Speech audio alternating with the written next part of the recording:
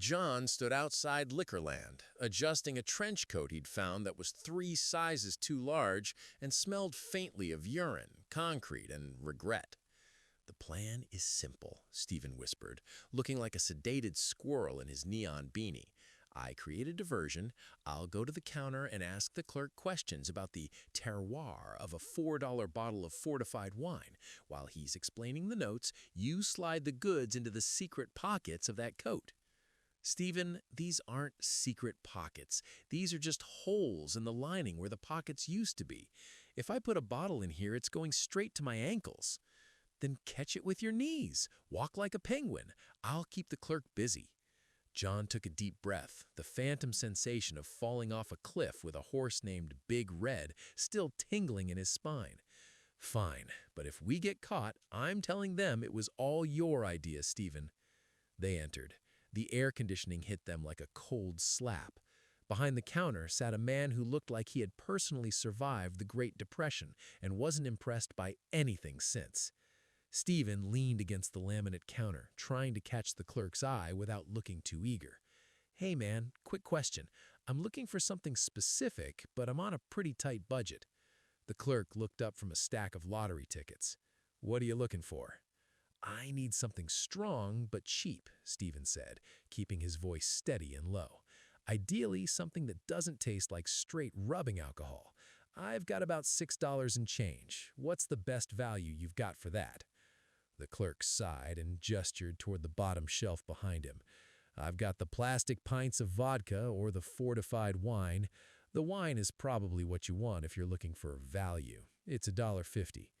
"Huh, plastic," Stephen kept talking, gesturing wildly to draw the clerk's eyes away from John, who was currently wrestling a bottle of cheap tequila into the abyss of his oversized coat. John felt the bottle slide through the hole in the pocket. He clamped his thighs together, catching the glass just above his knees. He looked like he was trying to hold a bowling ball between his legs while pretending to be a casual shopper. "John," Stephen shouted from across the store, "does this vodka look artisanal to you, or does it look like it was filtered through a gym sock?" "It looks great, Stephen. Let's go," John hissed, waddling toward the exit with the grace of a man who had just soiled himself. Clink! The bottle shifted. John froze. "Is there a problem, sir?" the clerk asked, leaning over the counter.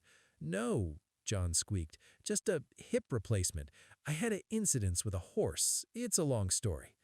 "You're walking like you've got a tail," the clerk noted. "It's a medical condition," burbled Stephen. "It's called thigh syndrome. Very rare. His joints lock up if he's in a cold, air-conditioned environment for too long. He just needs to get outside into the heat to thaw out. It's a circulation thing." John headed towards the door, but as he tried to make his way to the exit, the bottle escaped his grip and slid down his pants leg, hitting the floor with a dull thud. It didn't break. It just rolled there, sparkling like a trophy of their incompetence. The clerk didn't just stand up, he practically vaulted over the counter as the bottle of tequila spun across the linoleum like a glass top. "Are you kidding me?" he yelled, his face turning a shade of red that matched the neon "open" sign. "I saw that." Stephen didn't hesitate. He snatched the bottle off the floor with the frantic reflexes of a man who had spent the last year skydiving off mountainsides.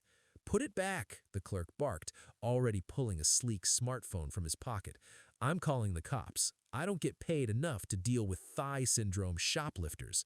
"Go," John hissed, grabbing Stephen's shoulder and spinning him toward the exit. They didn't just walk out, they burst through the glass doors.